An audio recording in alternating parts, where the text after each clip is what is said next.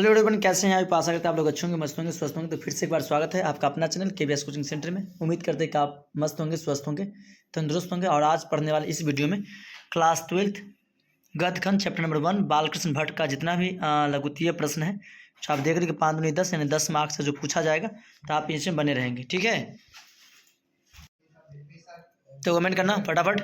गद्यखंड तथा पच में से 2 अंक 5 में से 2 अंकों वाले किन्हीं 5 प्रश्न का उत्तर दें। मतलब 10 में से आपको 5 प्रश्न का उत्तर देना है। जैसे गद्यखंड का पढ़ने वाले हैं, तो आप अंत तक बने रहना ताकि आपको इस वीडियो से देखने को मौका मिलेगा बहुत। ठीक है, तो क्वेश्चन है बातचीत। बालकृष्ण भट्ट 1844 से 1914 तक लिखा। क्वेश्चन नंबर 1, बातचीत के संबंध में वेन जॉनसन और एडिसन के क्या विचार है?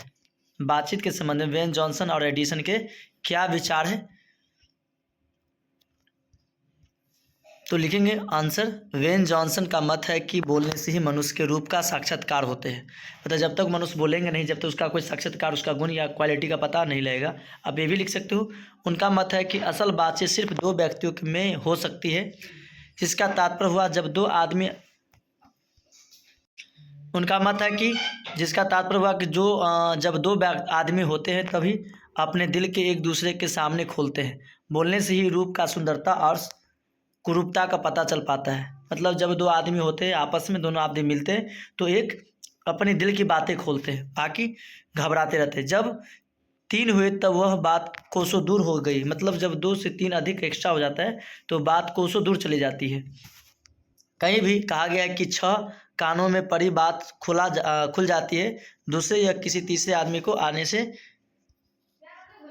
क्या होते हैं, कमेंट कर बताओ क्या होता है? या तो दोनों बातचीत से निरस्त हो जाते बैठेंगे और उनसे निपट मूर्ख या अज्ञानी समझे जाते हैं। मतलब जब 2 से अधिक व्यक्ति आ जाते हैं तो उसे अनपढ़ या गवार समझा जाता है, निकम्मा समझा जाता है। मतलब जब 2 पर्सन बातें कर रहे हैं तो आपको बीच में इंटरफेयर नहीं करना चाहिए था।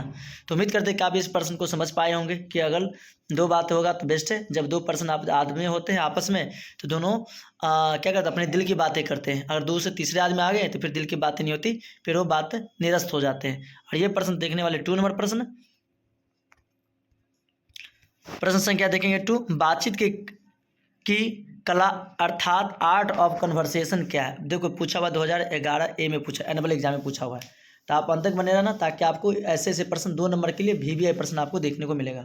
और आप कमेंट जरूर करना ताकि आप कौन से पेपर का वीडियो शूट करके लेके आऊँ। ठीक है, तो क्वेश्चन है कि आर्ट ऑफ कन्वर्सेशन बात करने की कला है। आर्ट ऑफ कन्वर्सेशन क्या है? तो बातचीत करने की कला है जो यूरोप के लोगों में ज़्यादा प्रचलित है। मतलब यूरोप के लोगों में सबसे ज़्यादा प्रचलित है। इस बातचीत के पूर्ण शोभा काव्य कला प्रवीण दिव्य मंडली में है। ऐसी चतुराई के साथ इसमें प्रसंग छोड़े जाते हैं कि जिन्हें सुनकर कान को अत्यंत सुख मिलता हो। अगर आप मीठी मीठी बातें करते हो तो आपको क्या होगा, दुश्मन भी आपसे प्यार करने लगता है। अगर आप अपने भी हो लेकिन तीखे बातें करते हो तो आपसे दुश्मनी हो जाएगा। मतलब बातचीत करना नहीं आता। तो असल बातचीत करने का हुनर जो है यूरोप के लोगों में सबसे ज़्यादा प्रचलित है, मतलब ज़्यादा है। ठीक है, आपको ये भी पूछेगा 1 नंबर में कि बात करने का हुनर सबसे ज़्यादा किसके है? तो यूरोप के लोगों के पास है। ठीक है, साथ ही इसका अन्य नाम शुद्ध गोष्ठी भी। आपका शुद्ध गोष्ठी किसे कहते हैं? वही बात करने की कला को शुद्ध गोष्ठी कहते हैं। गोष्ठी, शुद्ध गोष्ठी बातचीत की यह तारीफ है। बात करने वालों की पंडिताई का अभिमान या कपट कही या एक बात भी प्रकट नहीं होता।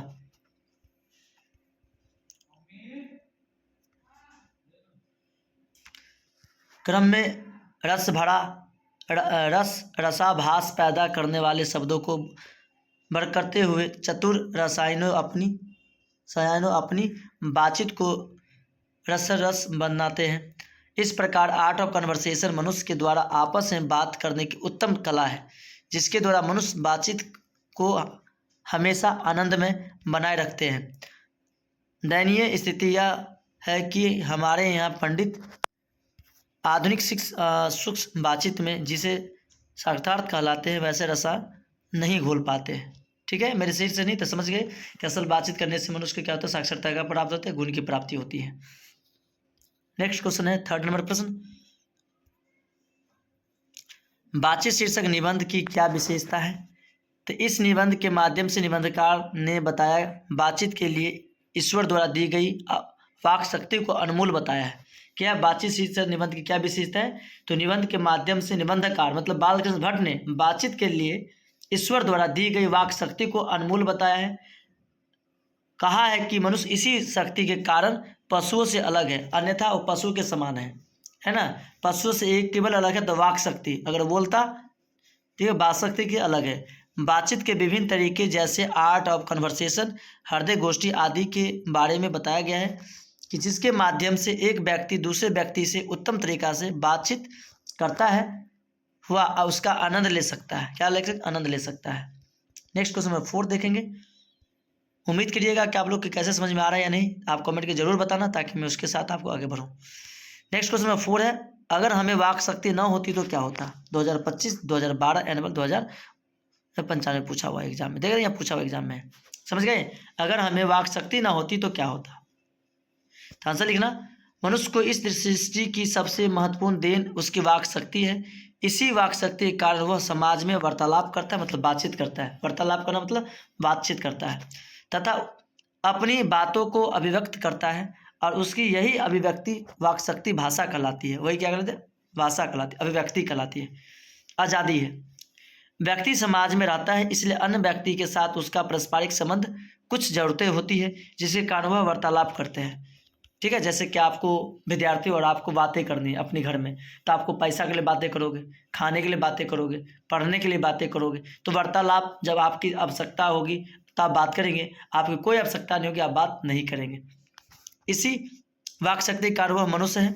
यदि हमें इस वाक शक्ति का अभाव होता तो हम पशु के समान होते और कुछ नहीं कर पाते। तो यदि हमें इस वाक शक्ति का अभाव होता तो मनुष्य जानवरों की भांति होती, वह अपनी क्रियाओं को अभिव्यक्त नहीं कर पाता, मतलब जो उसमें क्रिया है, पावर है, क्षमता है, उसको अभिव्यक्त नहीं कर पाता। नेक्स्ट क्वेश्चन है 5 नंबर, राम रमोल का अर्थ क्या है?